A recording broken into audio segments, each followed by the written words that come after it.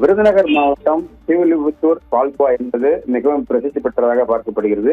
மதுரை கொல்லம் தேசிய நெடுஞ்சாலையில் ஸ்ரீவில்லிபுத்தூர் அமைந்துள்ளதால் இவ்வழியாக கடக்கும் சிறு வாகனங்கள் முதல் கனரக வாகனங்கள் பயணிப்போர் ஸ்ரீவில்லிபுத்தூரில் பால்கோவை வாங்காமல் செல்வதில்லை. ஆகையால் இங்கு செயல்படும் 100க்கும் மேற்பட்ட பால்கோவா கடைகளில் எப்போதும் பால்கோவா என்பதற்கு டிமாண்டாக பார்க்கப்படுகிறது. இந்த நிலையில் தற்போது கரும்பு விளைச்சல் குறைபாடு மற்றும் எத்தனால் தயாரிப்பதற்கு கரும்பு சாறு தேவைப்படுவது உள்ளிட்ட காரணங்களுக்காக சீனி சர்க்கரை விலை கிலோவிற்கு 10 முதல் 15 ரூபாய் உயர்ந்துள்ளது.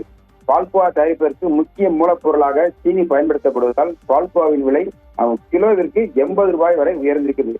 தொடர்ந்து வரும் நாட்களில் சீனி விலையானது நிலையான தன்மையில் இருந்தால் மட்டுமே பால்கோவா விலை மேலும் உயராமல் இருக்கும் எனவும், மேலும் ஆவின் பால் லிட்டருக்கு 3 ரூபாய் தமிழக அரசு உயர்த்தியுள்ள நிலையில் ஆவின் பாலை பயன்படுத்தி வரும் பொதுமக்கள் தற்போது கறவை மாட்டு பாலுக்கு மாறாக பால் தட்டுப்பாடு ஏற்பட்டு பால் விலை ஏற வாய்ப்புள்ளதாக எதிர்பார்க்கப்படுகிறது.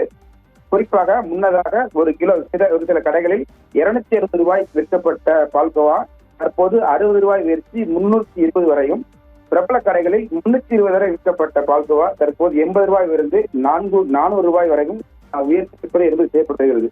தொடர்ந்து சீனி விலை உயர்வு காரணமாக பால்கோவாவின் விலை அதிகரிக்கிறது தற்போது பொதுமக்கள் மத்தியில் அதிர்ச்சியை ஏற்படுத்தியிருக்கிறது.